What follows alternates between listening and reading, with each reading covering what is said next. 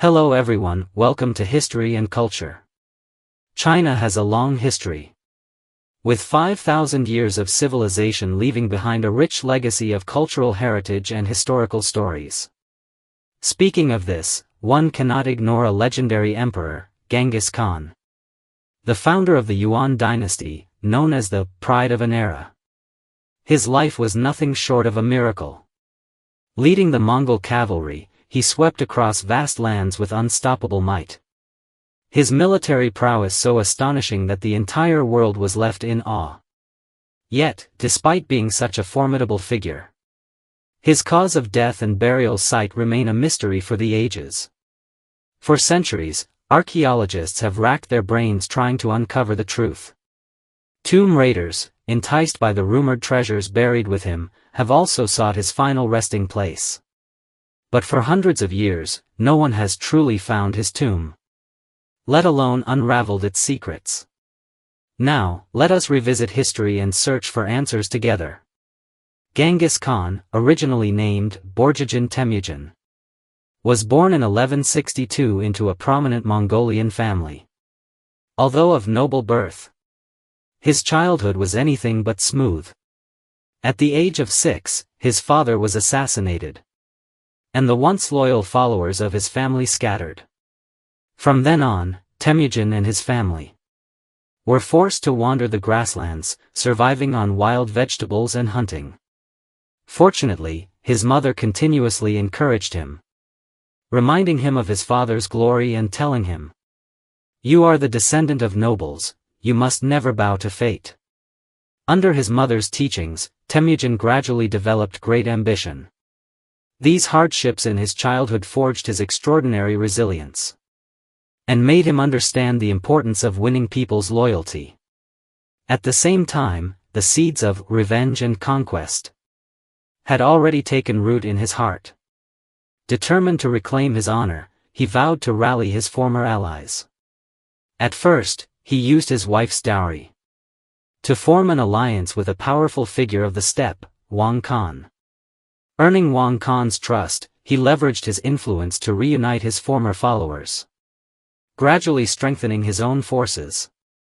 Around 1180, Temujin faced his first major battle, the war against the Merkit tribe at the Bulyagun River. The battle was intense, and Temujin demonstrated extraordinary military talent. With 30,000 borrowed soldiers, he launched a surprise night attack on the unsuspecting Merkit forces, catching them completely off guard and securing a decisive victory. Not only did he rescue his kidnapped family members, but he also made a name for himself, attracting even more warriors to his side. As his power grew, Temujin was proclaimed Khan, and became the supreme leader of many Mongol tribes. Through ruthless strategies and brilliant tactics, he systematically conquered the various clans of the Mongolian steppe. By 1206, with all rivals across Mongolia defeated, Temujin reached his moment of triumph. He received the kneeling submission of the Mongol nobles, and was officially honored with the title Genghis Khan, marking the unification of the Mongolian steppe. From there, he led his Mongol cavalry to expand in all directions, defeating the Western Xia, the Jin dynasty, and the Western Liao, laying a solid foundation for the future Yuan Empire. Never content with his victories, Genghis Khan once proclaimed, "A man's greatest joy is to conquer all his enemies and make them fear us." Thus, he launched his legendary Western campaigns, reaching as far as the shores of the Black Sea. His military genius left the entire world in awe. Thus, during his lifetime, Genghis Khan was a legend that captivated the world. Even after his death, his mystery continues to fascinate people.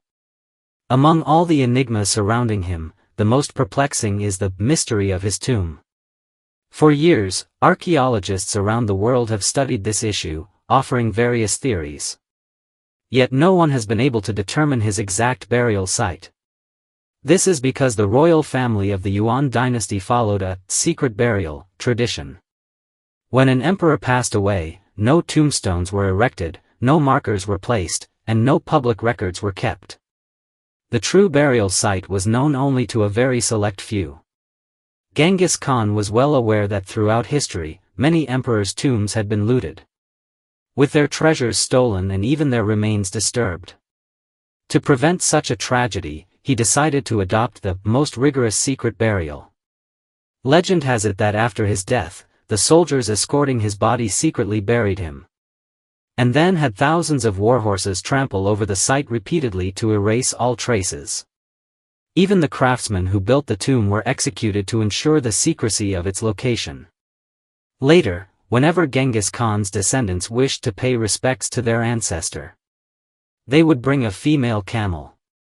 It is said that during the burial, they had slaughtered the calf of this female camel and sprinkled its blood before the tomb. A mother camel is extremely sensitive to the scent of her offspring, and even after many years, she could still find the burial site. However, with the death of the mother camel, this secret was forever buried in the dust of history. These extreme secrecy measures have turned Genghis Khan's tomb into an eternal mystery. For centuries, both tomb raiders and archaeologists have attempted to locate it, yet no one has ever succeeded. In modern times, with the advancement of technology, people have begun to hope that this shroud of mystery might finally be lifted. In August 2000, a man named Maury Kravitz, leading a team of archaeologists, scientists, and translators, enthusiastically set out for East Asia, with the goal of finding Genghis Khan's tomb. Kravitz was an avid adventurer. He had heard from a friend that Genghis Khan's tomb was filled with unimaginable treasures, yet no one had ever found it. Unable to resist the temptation, he decided to fund his own expedition to investigate. A year later, Kravitz's archaeological team made an unexpected discovery. In a forest near Ulaanbaatar, Mongolia, an ancient burial complex surrounded by walls. Inside, there were dozens of well-preserved tombs. Excited, the team immediately announced to the world, "We have found Genghis Khan's tomb." Unfortunately, their joy was short-lived. Upon further investigation, they realized that these tombs actually belonged to the Xiongnu people, and had nothing to do with Genghis Khan. Despite this setback, Kravitz's team did not give up. They continued their search, and 6 months later, they made another discovery in Batcharit. This time, they were confident that they had found the right place. However, just 4 months into the excavation, they were forced to stop. The reason? Mongolian tradition holds that digging the land without permission brings misfortune, and disturbing ancestral tombs is considered highly disrespectful, as it disrupts the peace of the deceased.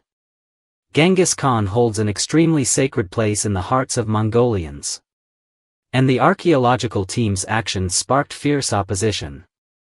Left with no choice, Kravitz had to withdraw with his team. In truth, Kravitz was not the only one searching for Genghis Khan's tomb. Many others around the world have used different methods, hoping to solve this millennium-old mystery.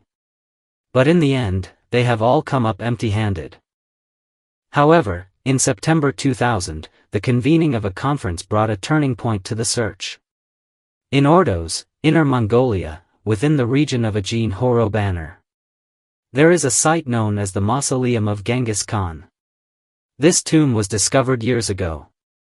It has been widely believed to be a cenotaph, merely storing Genghis Khan's clothing and relics, rather than his actual burial site.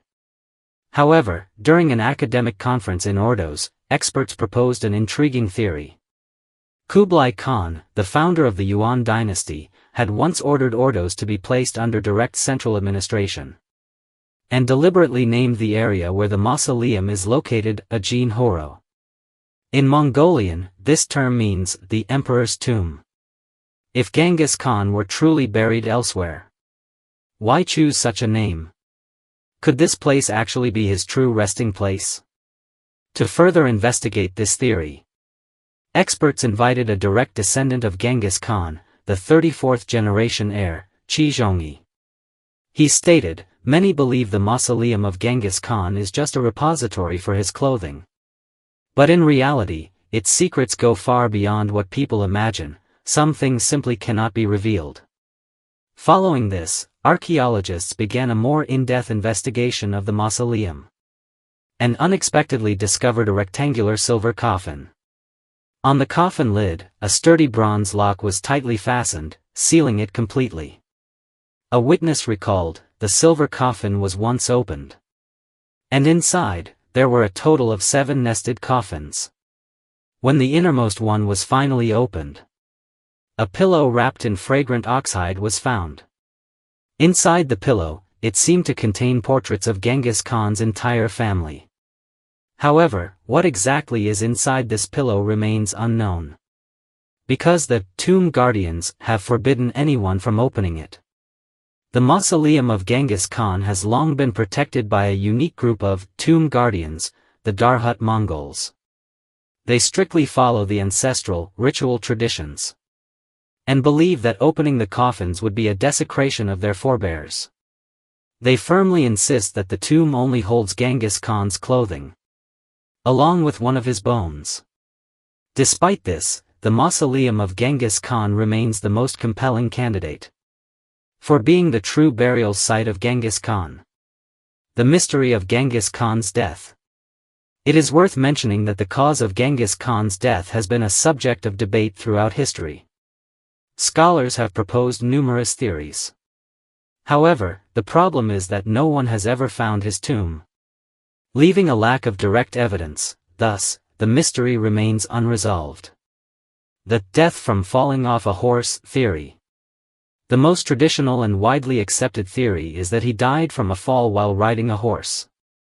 According to the secret history of the Mongols, Genghis Khan was injured in a hunting accident when he accidentally fell from his horse. At the time, he was already at an advanced age, and the fall was severe. After returning to camp, he developed a high fever. Although his condition later improved, the injury left a lasting impact on his health. Coincidentally, this fall happened exactly 1 year before his campaign against the Western Xia. His health was already deteriorating, and he initially considered canceling the invasion. However, the Western Xia envoys, during negotiations, spoke with such arrogance that they enraged the great Khan, who had spent his life on the battlefield. In a fit of fury, he decided to push forward with the attack, ignoring his injuries and leading his troops into battle.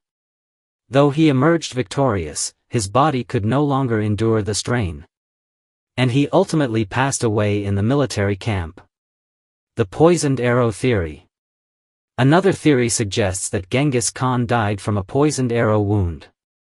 This idea first appeared in the Travels of Marco Polo, which mentions that during his campaign against the Western Xia, Genghis Khan personally led his troops in battle. During the fighting, he was struck in the knee by a poisoned arrow fired by the enemy. That night, the poison took effect, causing him excruciating pain, and he succumbed to the poisoning soon after. The poisoned by the Western Xia princess theory. A widely circulated folk tale suggests that Genghis Khan was poisoned by a Western Xia princess. According to legend, the princess, Gerbenlugsen, or Guowahatan, was famed for her unparalleled beauty. After Genghis Khan captured her, she outwardly submitted to him, but secretly harbored a plan for revenge. She used her beauty to gain his trust, and then secretly laced his food with a slow-acting poison, eventually causing his death due to physical deterioration. Death by a femme fatale? A more dramatic version of the poisoning theory suggests that Genghis Khan fell victim to a honey trap. Although this claim is not found in official historical records, it has been widely circulated in Mongolian folklore. Once again, the protagonist of this tale is the Western Xia princess. It is said that after Genghis Khan conquered Western Xia, he took her into his harem. Realizing that she could not escape her fate, the princess resolved to exact her revenge at any cost. One fateful night, she deliberately seduced Genghis Khan, and when he was fully immersed in pleasure, She seized the opportunity to bite off his vital organ. A war-hardened warrior in his 60s. How could he possibly survive such a devastating injury? Genghis Khan immediately lost consciousness from the pain. His condition rapidly deteriorated. And not long after, he passed away. This incident was deemed far too humiliating. So the Mongol nobility, in an effort to preserve their great Khan's dignity, publicly claimed that he had died from injuries sustained in a riding accident. As for the Western Xia princess, she allegedly took her own life shortly after. The enduring mystery. Historians remark that the life of Genghis Khan was legendary, and his death has left behind countless mysteries that continue to captivate people to this day. Although no definitive evidence has been found.